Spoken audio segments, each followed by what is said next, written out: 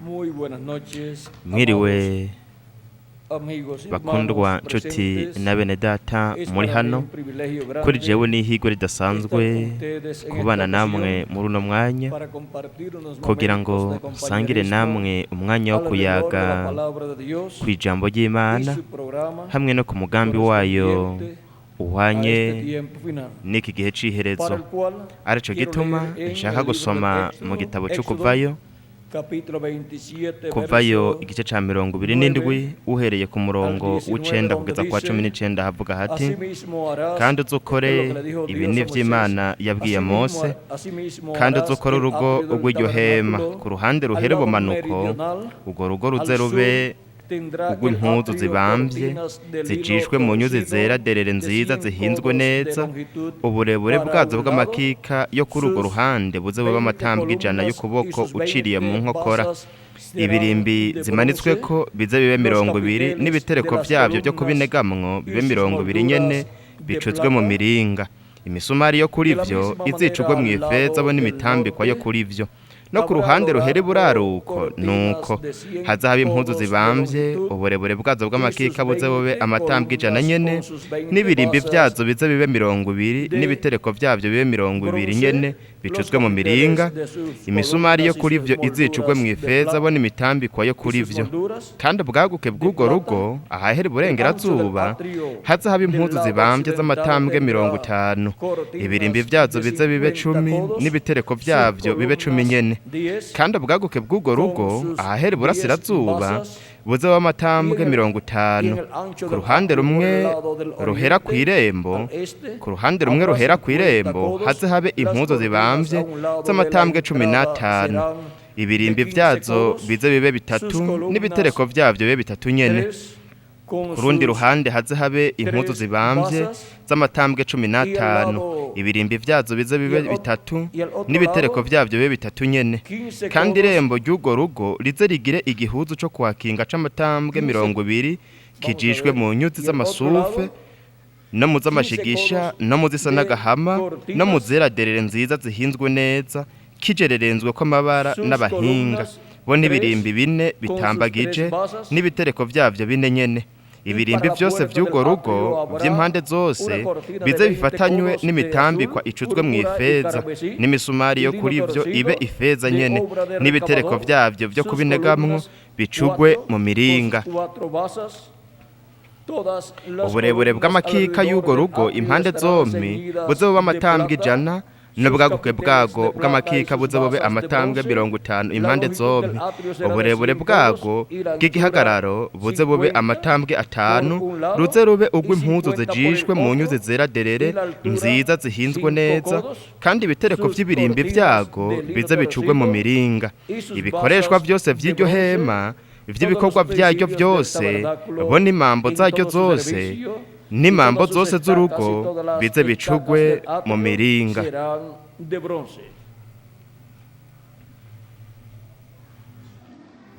Tenemos dufise muri uno mwanya icigwa cacu ibanga ry'igice co hanze canke ibaraza ry'ihema. Ico nico cigwa cacu co muno mwanya, murashobora gufata ivyicaro vyanyu.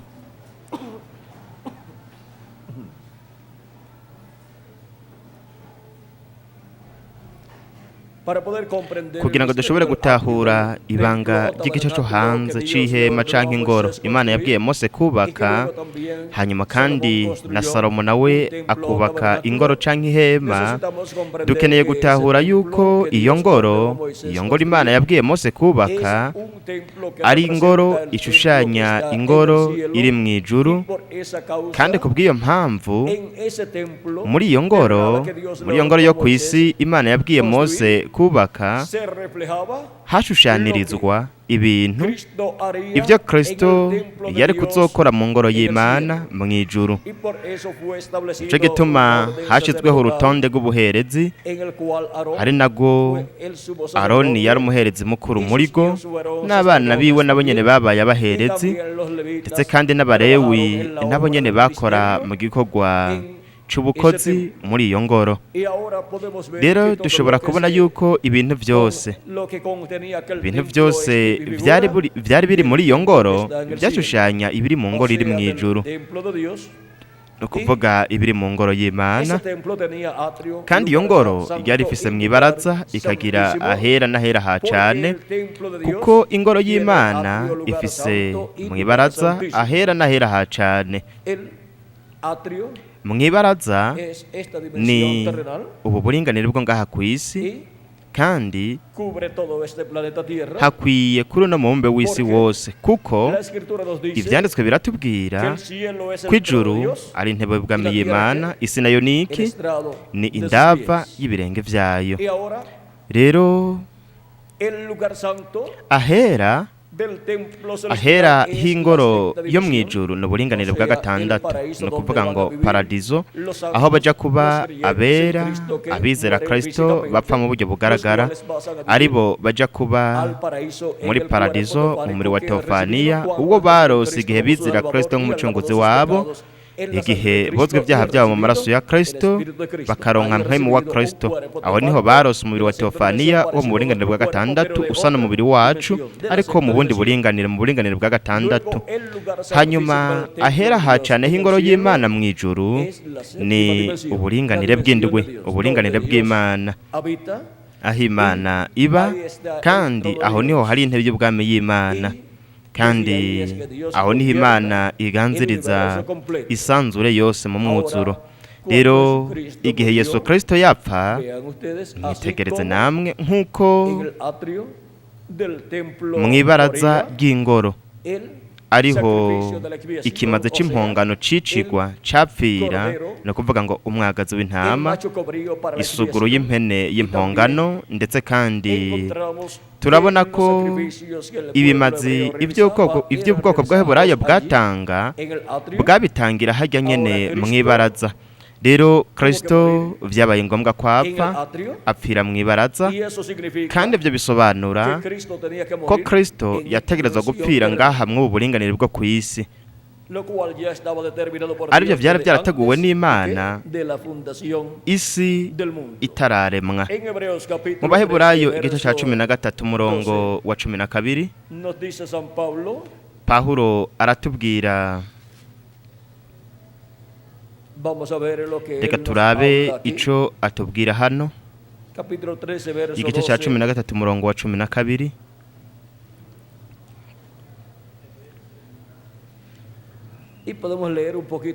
Kandi twoshobora no gusoma duhereye imbere gato, umurongo wa 11, igice ca 13 umurongo wa 11 kugeza kwa 14, aravuga ngo kuko imivyimba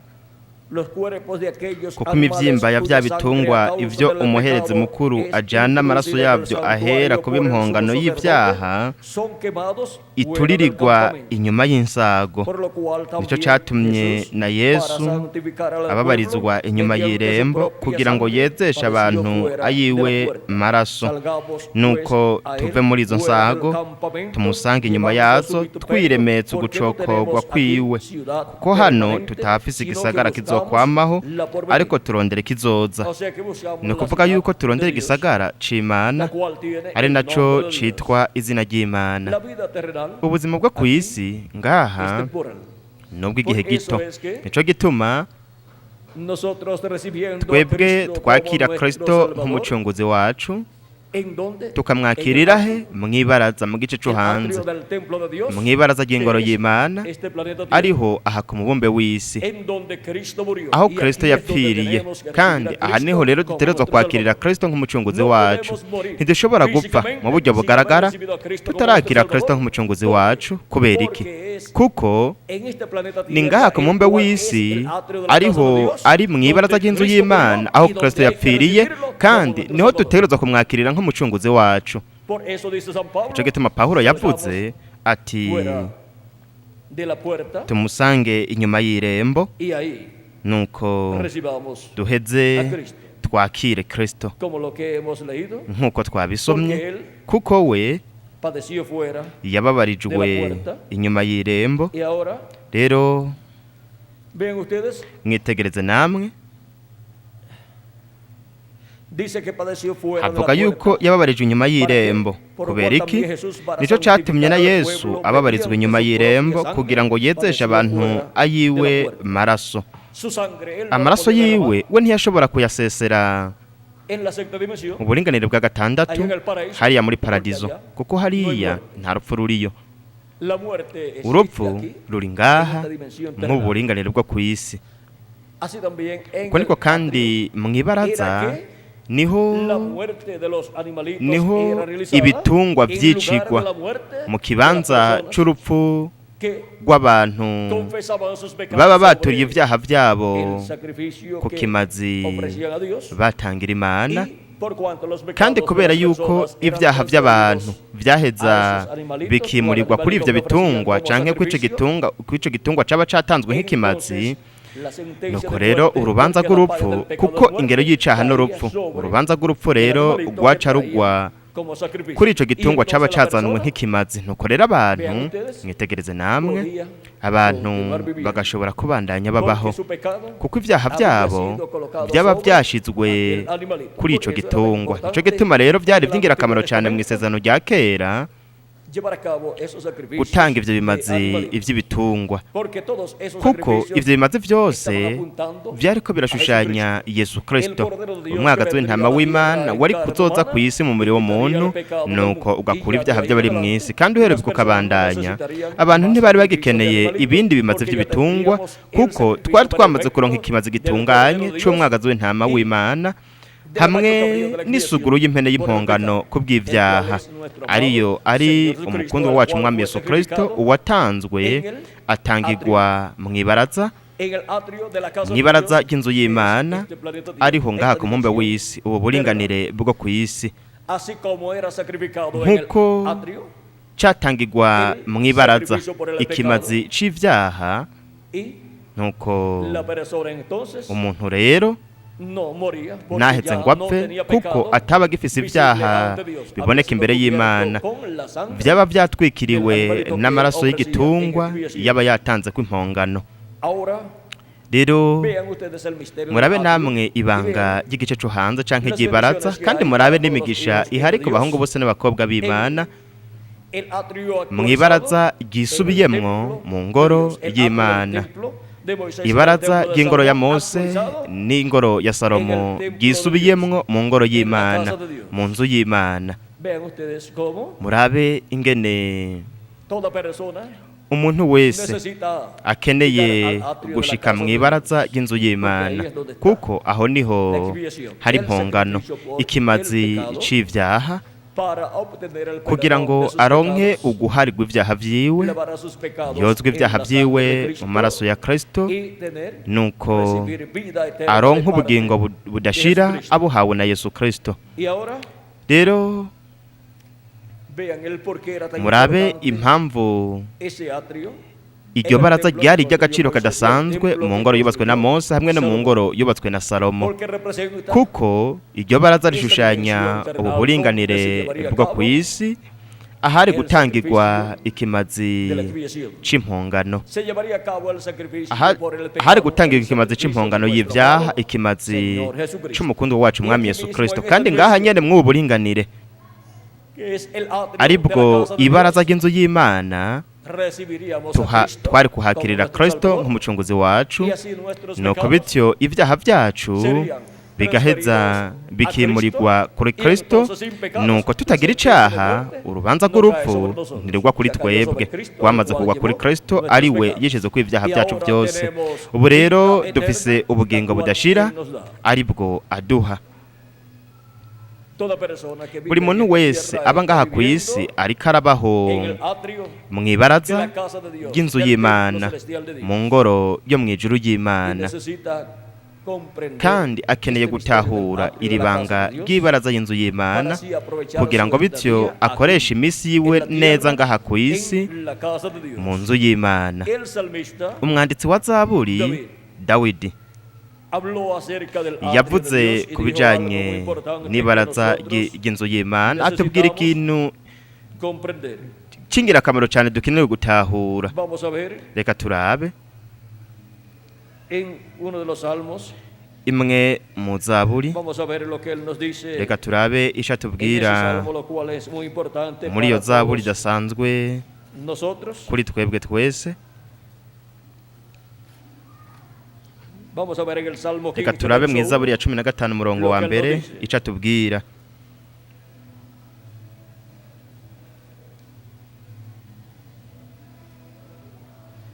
Jehová, ¿quién Uhoraho, habitará ninde en tu tabernáculo? azosembera mu ihema ¿Quién ryawe? morará en tu Ninde monte santo? azogerera ku musozi wawe wera? El que anda en integridad y hace justicia. Nugendera Y mu habla con verdad en nugendera su mu corazón. bitunganya agakora ibyo El que no kugororoka calumnia akavuga con su ukuri mu lengua, mutima ni hace wiwe mal a su atarementanishira prójimo, ni atarementanishira atribuye ururimi alguno rwiwe contra ntagirire su nabi vecino. mugenzi we ntakaze inkuru y'umubanyi Y wiwe. sigue enumerando Kandi abandanya todas las cosas adondagura ibintu byose señaladas por Dios. vyerekanwe en su palabra. n'Imana mu ijambo Hay ryayo. otro salmo también. Hari iyindi zaburi nayo nyene. Vamos a ver otro salmo Reka turabe iyindi zaburi del rey David y'umwami Dawidi que nos hable itubwira acerca ku bijanye del templo de Dios. n'ingoro y'Imana. Y vamos a ver lo que él nos dice. Kandi reka turabe uko atubwira. Vamos a ver en el Reka salmo turabe mu izaburi 61, ya 61 4, a ver lo que nos dice kane ahí. turabe ico atubwira Leeremos ngaho. algunos de los salmos. Turabe zimwe mu Entre zaburi ellos veremos. kandi muri zo turaza kubona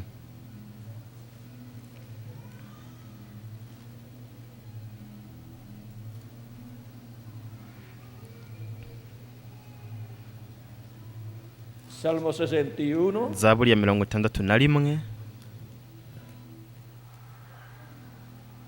4, kane dice: Yo haravuga habitaré hati nzoba en tu tabernáculo mu ihema para ryawe siempre. ibihe bidashira. Estaré seguro bajo la cubierta Nzohungira de tus mu alas. bwihisho bwo mu mababa yawe, Porque tú, oh Dios, kuko has wowe oído Mana mis votos. wumvise amasezerano Me has yanje, dado la heredad umpaye umwandu de los que uhabwa temen abubaha tu nombre. izina ryawe. Y ahora en el Salmo Rero 1 mu izaburi ya mbere naho dice: Bienaventurado el haravuga ngo varón que hahirwa no anduvo umuntu en consejo atagendera de mu malos, nama z'ababi, ni en silla de- ni en adahagarara camino de pecadores, adahagarara mu nzira y'abanyabyaha, adahagarara mu nzira y'abanyabyaha, aticana n'abacokoranyi, ariko ibimuhimbara biri mu byagezwe by'uhoraho, kandi ibyagezwe byiwe nibyo ashira ku mutima ku murango no mu ijoro. Azoba nk'igiti gitewe hafi y'imigezi y'amazi cama igihe caco, ibibabi vyaco ntivyuma, ico azokora cose kizomuberako. Así es para los Uko niko biri justos, para los hijos ku bagororotsi, e hijas abahungu de Dios. n'abakobwa b'Imana. También Ndetse kandi el apóstol San Pablo mutagatifu nos habla Pawulo acerca aratubwira de este templo ku bijanye de Dios n'ino ngoro y'Imana, y nos enseña kandi aratwigisha que es ko bienaventurado el varón hahiriwe umuntu al cual Dios uwo no Imana imputó pecado. idaharura Vamos a ver kw'ivyaha. Reka turabe donde nos reka habla turabe aha bitubwira San Pablo mutagatifu Pawulo akatubwira de ku bijanye esta bendición tan n'uno grande. mugisha udasanzwe.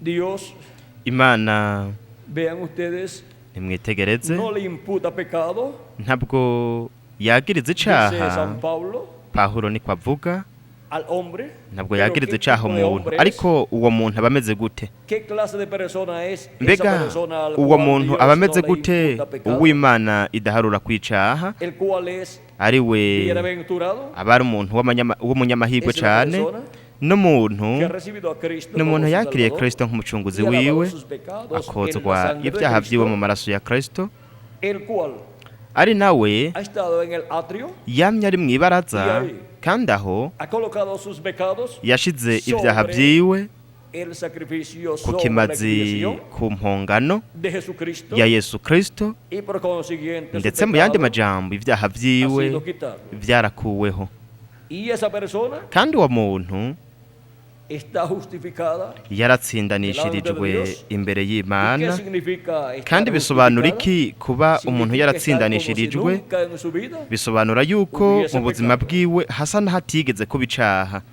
Esa es la persona Uwo niwe muntu, que tiene uwo niwe muntu el privilegio de ser un afise hombre ihigwe o ryo una kuba mujer, umugabo canke umugore w'umunyamahigwe. hombres y mujeres bienaventurados Abagabo son los n'abagore que b'abanyamahigwe han confesado sus pecados nabaturiye ibyaha byabo bakavyaturira Imana ku de kimazi Cristo, ca el Kristo, sacrificio ikimazi por el pecado para la reconciliación c'ivyaha kugira de la ngo persona con Dios. uwo muntu anwane n'Imana. Ahora, Rero San Pablo Pawulo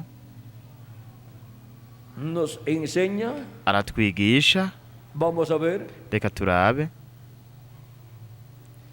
dice, nunca más me acordaré de haravuga sus ngo pecados. ukugabitanya Hebreos kwabo capítulo sinzovyibuka 8, ukundi. Abaheburayo igice y Hebreos capítulo 10, 18 umurongo wa verso 12 no mu baheburayo igice ca 10 umurongo wa 17. Kandi Imana namba itibuka ibyaha by'abantu runaka, nuko byakuweho bigakurwaho n'amaraso ya Kristo. Sangre que Amaraso desaparece el pecado, azimanganya así icaha como el nk'uko blanqueador umuti wo desaparece kumesura la mancha de uzimanganya tinta umucafu de canke una prenda amakakama vestir yagiye ku que usted mpuzu runaka, tenga manchada con impuzu tinta y la coloque yandujwe en el n'amakakama, blanqueador. hanyuma Después ukayishira usted muri iyo busca la sabuni, mancha en hanyuma la cabeza urondeye y ayo no makakama encuentra. k'iyo mpuzu Busca ntiyabona, la tinta warondera en el ayo blanqueador makakama y tampoco mw'iyo encuentra. sabune Nada naho nyene desaparece. ntuyabona, aba Y así hace yazimanganye. Jesucristo Uko con niko nuestros Yesu pecados, Kristo de agira tal ibyaha forma byacu, que Dios ku buryo ni bw'uko se recuerda Imana de nuestros itanibuka pecados, porque ibyaha fueron byacu kubera ko vyakuweho.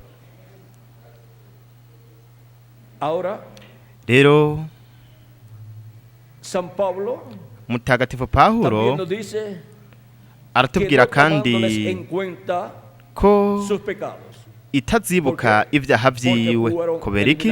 Kuko ibyaha byacu vyakuweho. al que no conoció pecado hizo Umwe pecado, atigeze kumenya icaha yamugize icaha, yigize icaha canke yamugize icaha ku bwacu. Segunda de Corintios Abikorana ba capítulo kabiri 5, igice ca verso gatanu umurongo 21. wa 21. Y Kandi vino en semejanza yaje de carne, afise del kamere mbere pecado, k'umubiri a w'icaha causa del pecado nuestro, kubera ibyaha para byacu, tomar nuestros kugira ngo pecados yishire y ku ibyaha quitar byacu, así nuestros pecados. nuko bityo Vino adukure ku ibyaha semejanza de byacu. carne de pecado, Yaje afise kamere mbere k'umubiri w'icaha, dice umukundwa wacu umwami San Yesu Pablo Kristo. en Romanos Niko capítulo Pawulo yavuze 8, mu Baroma verso igice 8 umurongo wa 3. Y Ndetse también kandi nos dice en Romanos turabwirwa mu Baroma, que turabwirwa ko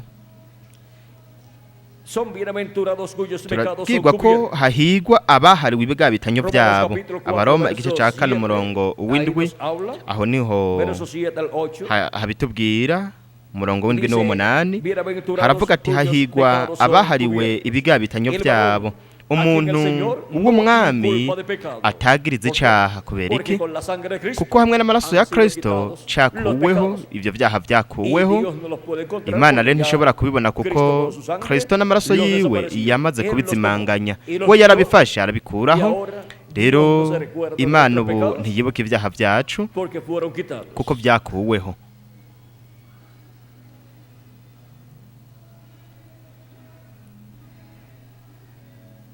Y así como el pecado entró Kandi al nk'uko mundo icaha por un hombre cinjiye por mu Adán, isi kizanywe ahora n'umuntu Adamu, por un hombre por naho biciye Jesucristo mu muntu Yesu Kristo viene la haza bendición umugisha para la raza humana, ku kiremwa muntu, la vida eterna ubugingo buhoraho, para ubugingo todos los buhoraho hijos y hijas ku de bahungu Dios. bose n'abakobwa b'Imana.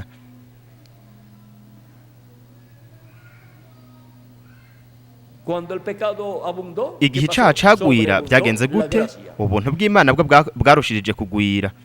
Ahora Rero podemos ver dushobora kubona que por medio de Cristo, ko biciye muri Kristo ahora Dios ubu Imana nos coloca en la posición, idushira mu mwanya, más gloriosa. umwanya w'ubwiza cane, nos coloca idushira sin pecado tutagira icaha en su templo. mu ngoro yayo.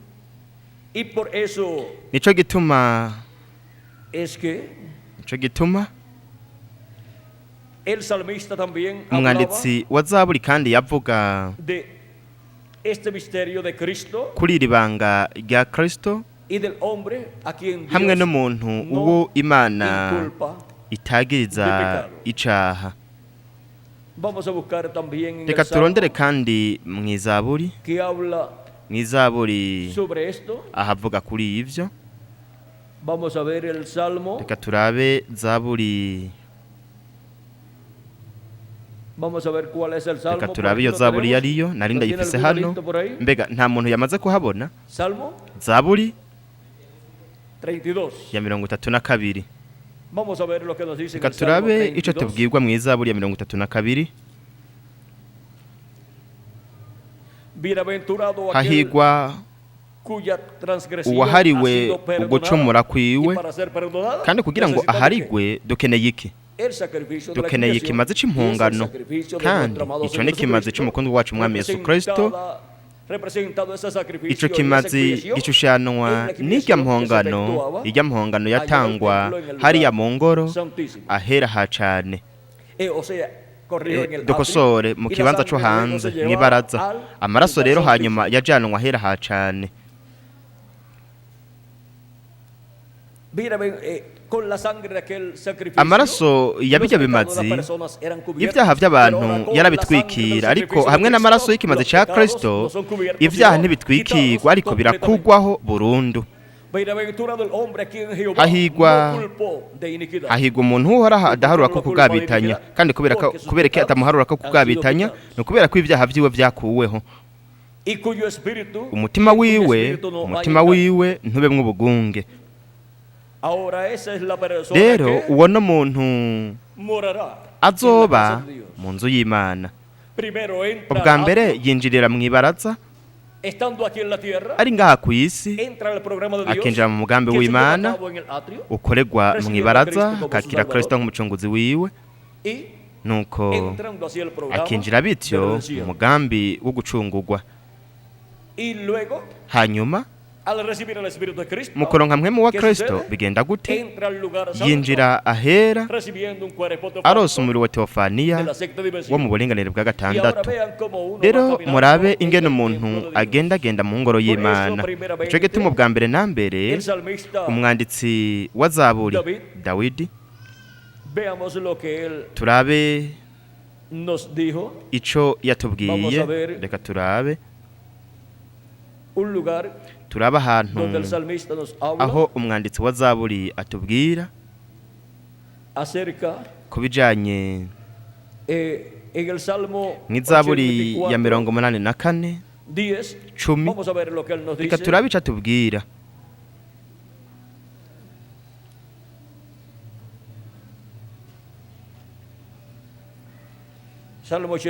Zaburi ya 84 10 haravuga ngo kuko kumara umunsi umwe mu nyubakwa zawe kuruta kumara iyindi gihumbi ahandi. Nopfuma mpagarara ku gisafu c'ingoro y'Imana yanje hako noba mu mahema y'abanyakibi.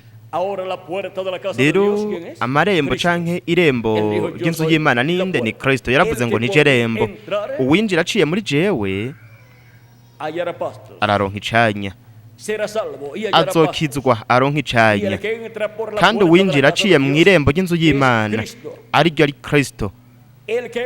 Uwinjira aciye mu irembo ry'inzu y'Imana akakira Kristo nk'umucunguzi wiwe, akozwe ibyaha vyiwe mu maraso ya Kristo, aronka uguharirwa ibyaha vyiwe birakugwaho bigahanagurwa biciye mu kimazi catangiwe mu nzu y'Imana. Hehe?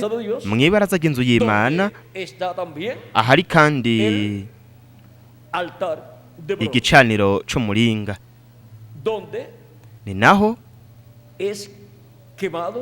haturirirwa ikimazi, kandi ni naho habera uguharirwa ivyaha. rero nimurabe ingene igice cyo hanze c'inzu y'Imana ari c'ingirakamaro cyane, kandi Dawidi yaravuga ati kuko kumara umunsi umwe mu nyubakwa zawe kuruta kumara iyindi gihumbi ahandi, kandi umunsi umwe hanze mw'ibaraza ry'inzu y'Imana. Mwitegereze namwe, dufise umuntu yarinjiye mw'irembo ry'inzu y'Imana ryo Kristo, akamwakira nk'umucunguzi wacu, akakira ikimazi ciwe, tugashira ibyaha byacu kuri Kristo impongano. Ni vyiza kuba umunsi umwe ngaho tukizera Kristo nk'umucunguzi wacu, twarogejwe ibyaha byacu mu maraso ya Kristo, ndetse twaranakuwe ko ibyaha byacu kuruta kuba ngaha ku isi uri umukira adasanzwe ukamara imyaka igihumbi udafise Kristo. Mbega umuntu byo mu maririki yungutse ibyo ku isi byose agatakaza ubugingo bwiwe, kandi umuntu byo mu maririki ashoboye kumara imyaka 500 canka akamara imyaka 900 atagira Kristo, nta na kimwe byo mu marira. Ni vyiza umunsi umwe gusa, ni mwiza umunsi umuntu yakiriye ko Kristo nk'umucunguzi wiwe, akozwe ibyaha byo mu maraso ya Kristo, hanyuma akaronka mpwemu yera, kumara uwo munsi umwe gusa.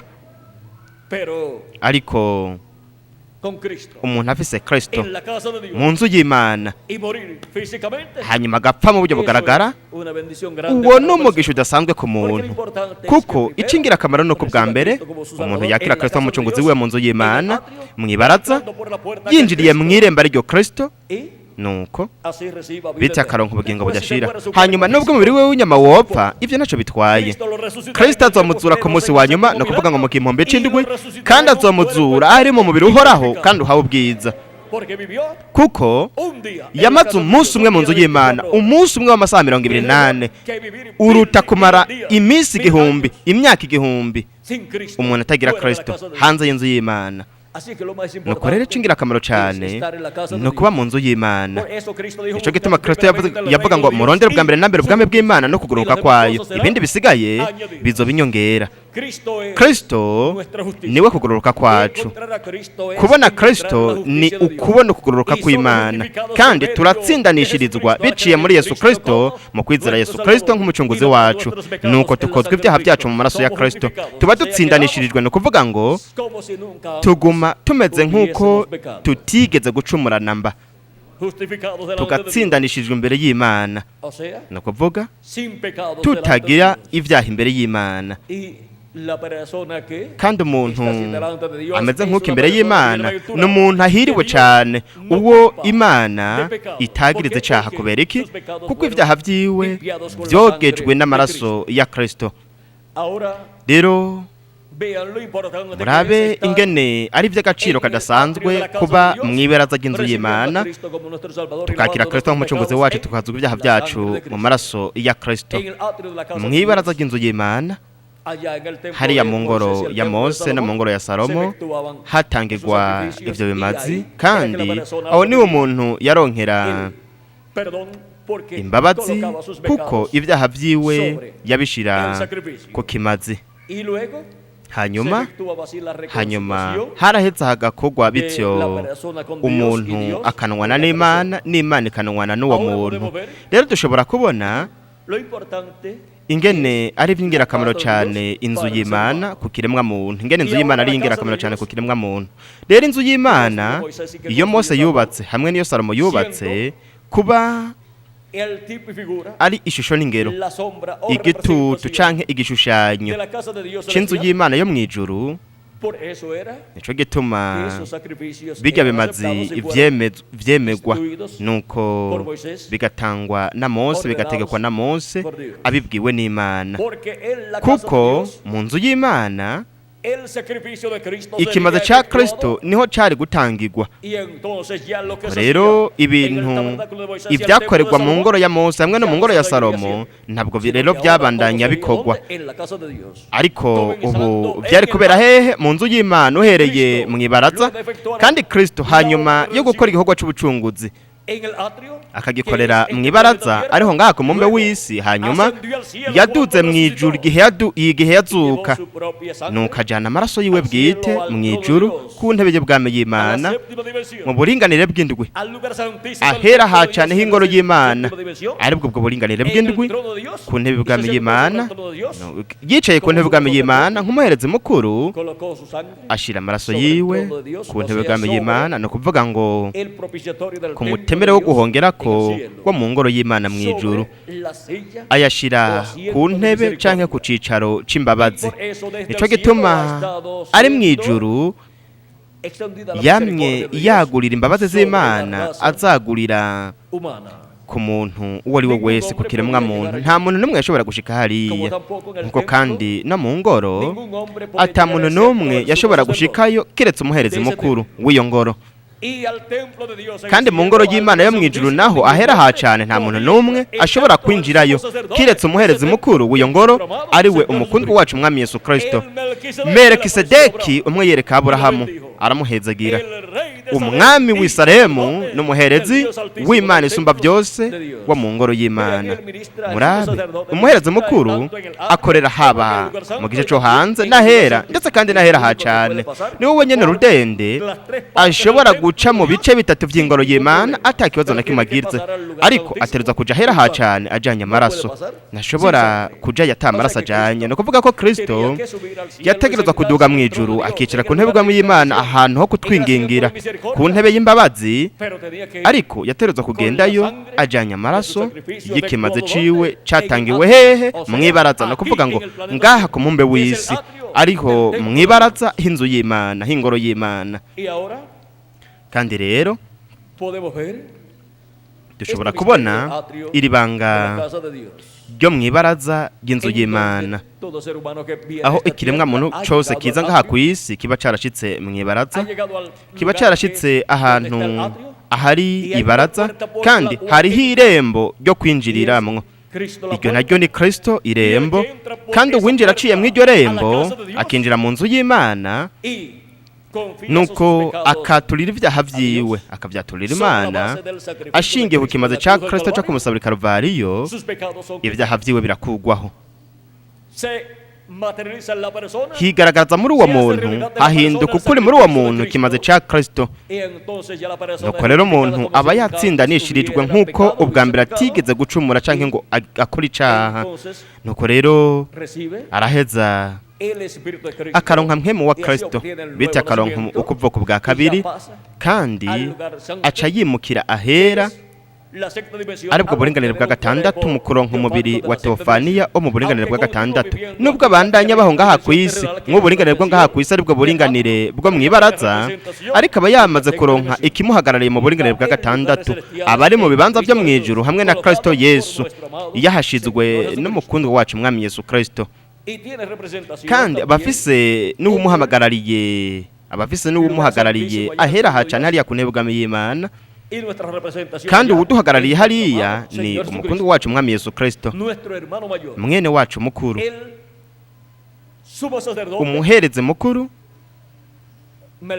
Melikisedeki, ari we umukundwa wacu Umwami Yesu Kristo.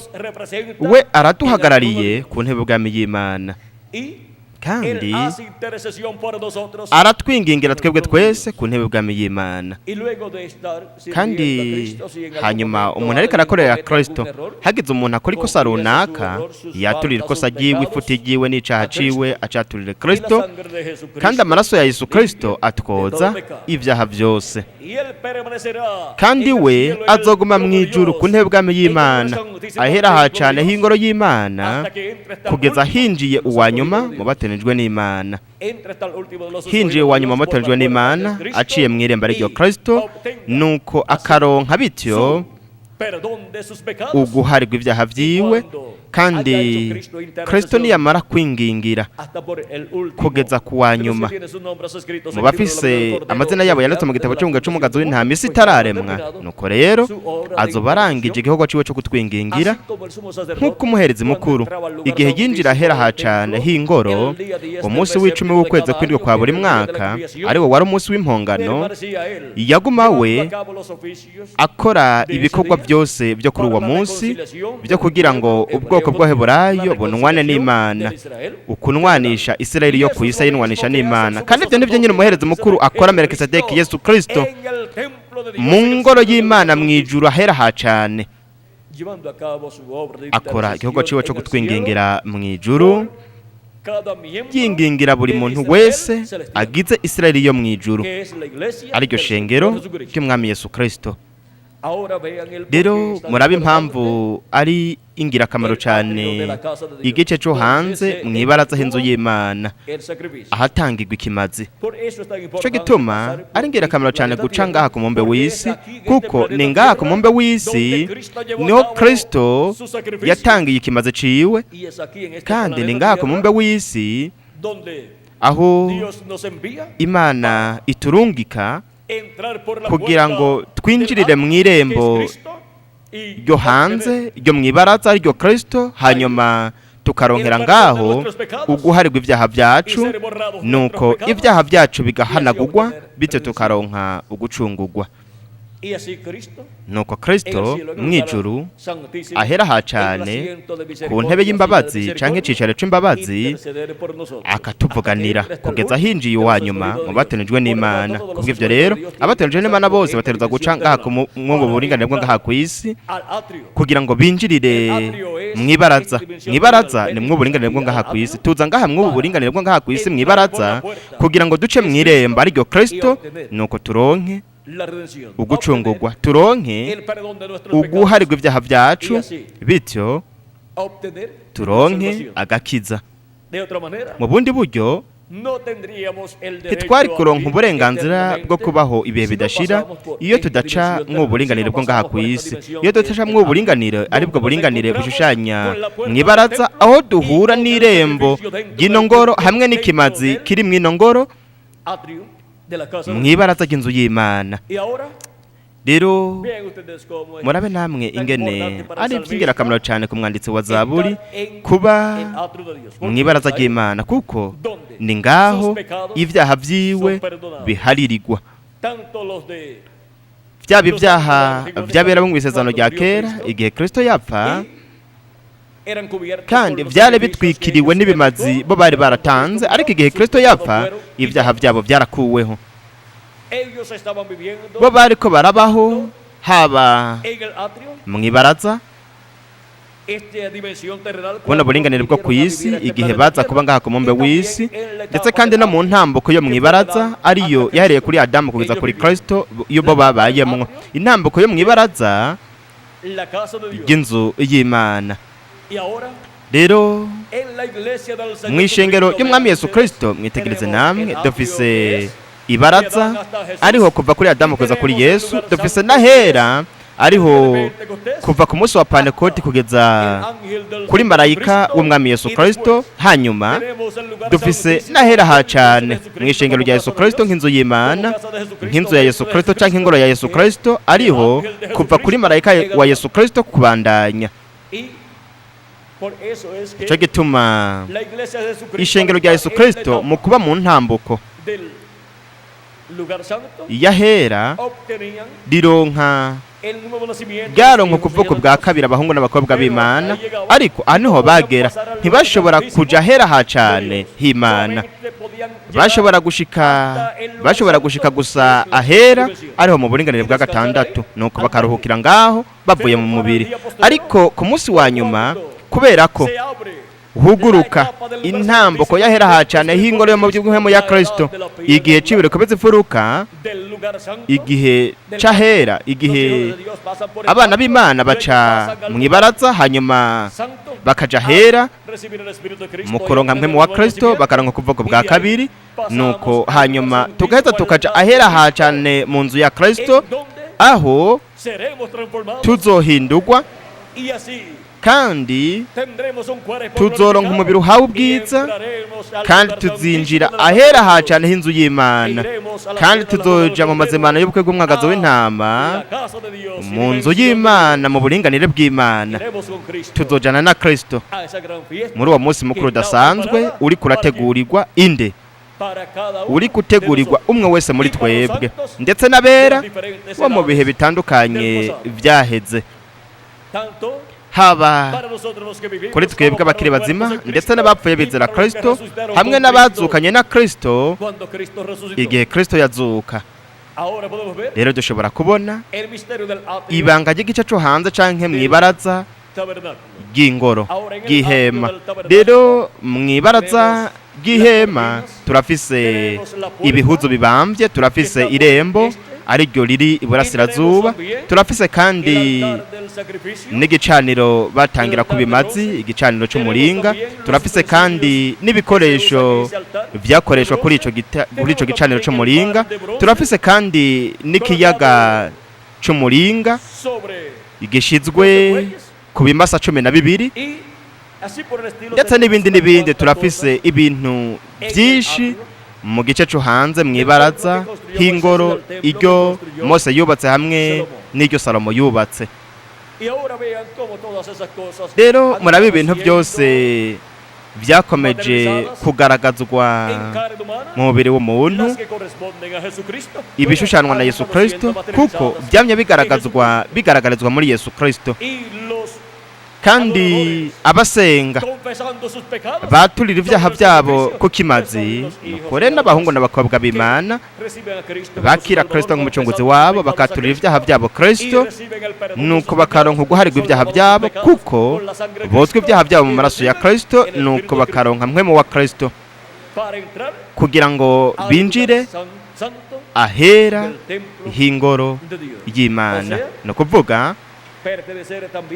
babe abo mu buringanire bwa gatandatu. Kandi ku munsi wa nyuma iciyongerako azodushira mu buringanire bw'indwi, aribwo bushushanwa n'ahera hacane h'ingoro yo mu buryo bw'impwemu yo mw'ijuru ya Kristo. Turabonye ibanga ry'igicaniro cy'umuringa, twabonye kandi n'ibanga ry'ikimazi cyatangirwa ngaho, twabonye kandi n'ibanga ry'irembo ryo Kristo, irembo ryo gwinjiriro umuntu yinjira mw'ibaraza. Twabonye kandi n'ibanga ry'ibaraza mu buryo bupfunyapfunyijwe, ariko n'ubu ari ibintu twoshobora kubandanya tuvuga mw'idonido. Ariko hamwe n'ibyo twumvise turafise ibihagije kugira ngo dutahure impamvu ari ngombwa ku Mana kwinjirira mw'irembo Kristo, kwinjira mu nzu y'Imana, nuko ukamwakira nk'umucunguzi wawe, ndetse tukozwa ibyaha byacu mu maraso ya Kristo, twatuye ibyaha byacu tukabimwaturira, nk'uko byakorwa ku munsi w'impongano, ubwo baturira ibyaha byabo bakabyaturira Imana, nuko bakarira bakambara amagunira ku bw'ibyaha baba bakoze. Kandi uwo wari umunsi w'impongano, aho abantu Israeli yo ku isi aho yanwana n'Imana. Ubu naho rero byahawe Israeli yo mw'ijuru, abagize umubiri w'ibanga wa Kristo, abatonejwe n'Imana, uruvyaro rwa Aburahamu rwo mw'ijuru, ukunwana n'Imana. Kandi ivyo bibera mu ngoro y'Imana, ntabwo ari mu ngoro yo ku isi ya Mose canke ingoro yo ku isi ya Salomo, ariko ni mu ngoro y'Imana ifise mw'ibaraza, ikagira n'ahera hacane. Kandi aho niho tunwanira n'Imana turi ngaha ku isi, biciye mu kimazi ca Kristo ku musaraba Karuvariyo, kugira ngo hanyuma tuze turonke umubiri wa Teofaniya mu buringanire bwa gatandatu, hanyuma ku munsi wa nyuma tuze turonke umubiri uhawe ubwiza umeze nk'uwa Yesu Kristo, kugira ngo dushobore kuja mu buringanire bw'Imana mu nzu ya Data wo mw'ijuru, turi kumwe na Yesu Kristo mu mazimana adasanzwe y'ubukwe bw'umwagazi w'intama.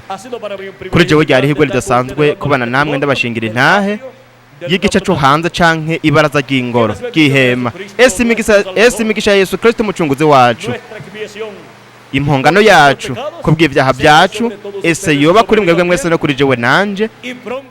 Kandi vuba abapfuye bizera Kristo bazuke, abatenjwe bose basigaye bataraza baze, nuko huzura igitigiri c'abatenjwe n'Imana mu nzu y'Imana. Abapfuye bizera Kristo bazuke bari mu mibiri ihoraho, natwe bakiri bazima duhindurwe, tujanwe mu mazimana y'ubukwe bw'umwagazi w'intama mu rugo rwa Data wacu wo mw'ijuru, mw'izina rihoraho ry'Umwami Yesu Kristo. Amen. y amén. kandi ameni. ¿Cuántos estuvieron en Ni bande bari Luna muri Runa ayer? ejo? Así es que ya ustedes escucharon un poquito. Nuko rero mwebwe mwarumvise gato ku bijanye n'umuherezi mukuru, kandi Para mañana ejo ibintu byose Imana izoduha ku bijanye kubifitaniye isano n'umuherezi mukuru, nuko ikatwemerera kubivuga, tuzovyumva ejo kugira bityo turonke ubumenyi bw'umugambi w'Imana butahuritse neza mu ngoro yo mu buryo bw'impwemu ya Yesu Kristo, ariryo shengero ryiwe, ari naryo muri iki gihe c'iherezo riri mu ntambuko y'ahera ha cane, aho ibintu byose biri mu ijuru ahera ha cane mu ngoro y'Imana mu buringanire bw'indwi bitegerezwa kwigaragaza mu ishengero ryiwe muri iki gihe c'iherezo. Kandi kuba ubu aribwo buringanire buhoraho, ibihe bidashira rero bitegerezwa kwigaragaza mu gihe cy'ibiro komeze furuka. Natwe dutegerezwa kwimukira mu bihe bidashira mu buryo bugaragara, turose umubiri uhoraho. Ese Imana yobandanye kubahezagira mese, ese Imana yobarinda, mubandanye mugira ijoro ryuzuye imigisha y'umukundwa wacu umucunguzi Yesu Kristo. Tubandanye hamwe natwe n'umusore Joseph Benyamini Perez kugira ngo aheza asozere iki gice cyacu muri uno mwanya. Imana ibahezagire kandi mwese mugire ijoro ryiza.